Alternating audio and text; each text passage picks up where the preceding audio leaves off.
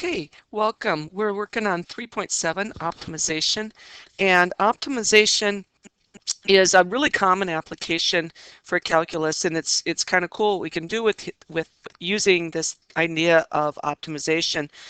Often you talk about, finding the least amount of time to do something or coming up with the greatest profit, the shortest distance to an object, maximizing volume, maximizing area. And with derivatives, we can do that. What you're going to notice is we're going to try and write equations to fit the scenario. And one of the equations we'll call the primary equation. And it's an equation that'll give us the formula of the quantity that we want to be optimizing, whether that be, finding the shortest distance or perhaps, maximizing the area. So we can use our primary equation and take a derivative of that. The secondary equation is going to be just that. It's kind of going to be the helper equation for us.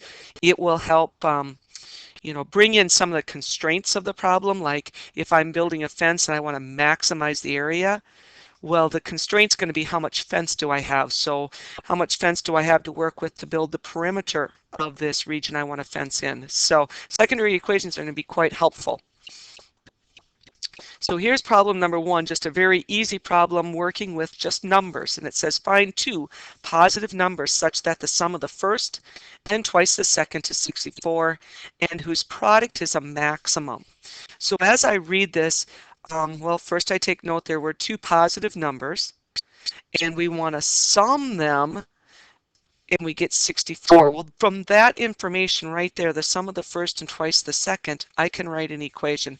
So let's just say we have two numbers, x and y, and we're going to sum those up. So summing sounds like we are going to take x plus y, set it equal to 64.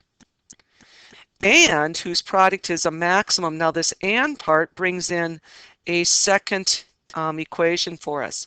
It's a product now, and the product is going to be x times y equals what? Well, it doesn't tell us what it equals, but we want to maximize whatever it does equal. So let's just say it equals some p for product, and I want to maximize it.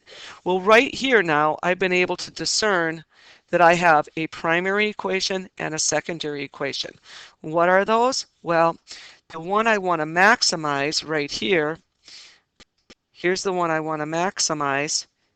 This will be what I refer to as my primary equation. The other one is kind of a constraint equation or a helper equation or a secondary equation.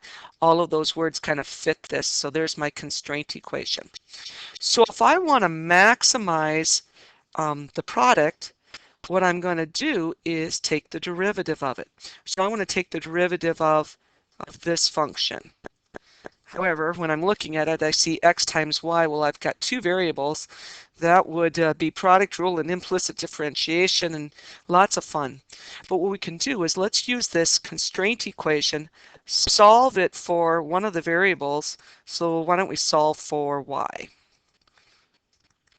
We could solve for x as well. So y will equal 64 minus x. Now let's substitute into our primary equation. So I'm going to have x times, instead of y, let's put in the 64 minus x in its place, and that equals some product.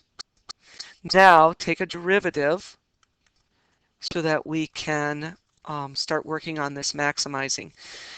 Right now I would have to use product rule, but if I go ahead and work on this, we could transform this a little bit, couldn't we? We could say p is equal to 64x minus x squared, and let's take the derivative of that equation. So p prime, we're working with the variable x, so with respect to x, p prime of x equals 64 minus 2x. Now when we wanted to maximize before, what we did was we found critical points, right? So let's do the same thing. Let's find those critical points by setting the first derivative equal to 0. So we're going to have 64 minus 2x and solving. So 2x equals 64, x is equal to 32. So I just found hopefully what will lead to a maximizing scenario. You could do a quick sign chart to verify that. 32 will go on our sign chart. There's our x value f prime. Well, the sign of f prime, pick a point to the left, pick a point to the right. If I put in 30 here, I notice I get a positive. If I put in 34, 34 doubled, 68, 64 minus 68 will be negative. That indicates that we've got an increasing to decreasing function, and that describes a local max. So we've just verified that we did indeed find a maximum. When x is 32, what is y? Go back to the original function to find that. So our original function was x plus y equals 64. So, or even easier, maybe right here, huh? Y equals 64 minus x, so minus 32. It too equaled 32. So when x is 32 and y is 32, we capture a max of the product where they both add up to 64. Next, when a farmer plants a plans to fence a rectangular pasture adjacent to a river, the pasture must contain 151,250 square meters in order to provide enough grass for the herd. What dimensions would require the least amount of fencing if no fencing is needed along the river? See if you can draw a picture. So here's my river, and we're going to put a fence up against that. So let's fence in a region right next to it. And it said it's going to be rectangular, so that means that this side, let's call it X, and this side are going to be equal, even though my picture doesn't quite look like that. And then I'll have Y be my third side. So it's a rectangular pasture adjacent to the river. It contains, it must contain this many square meters. So the area has to be equal to that. So area. The area of a rectangle is simply length times width. In our scenario, we want the area to be 151,250 square meters. That'll be equal to x times y. Sorry, I'm not getting it to right here.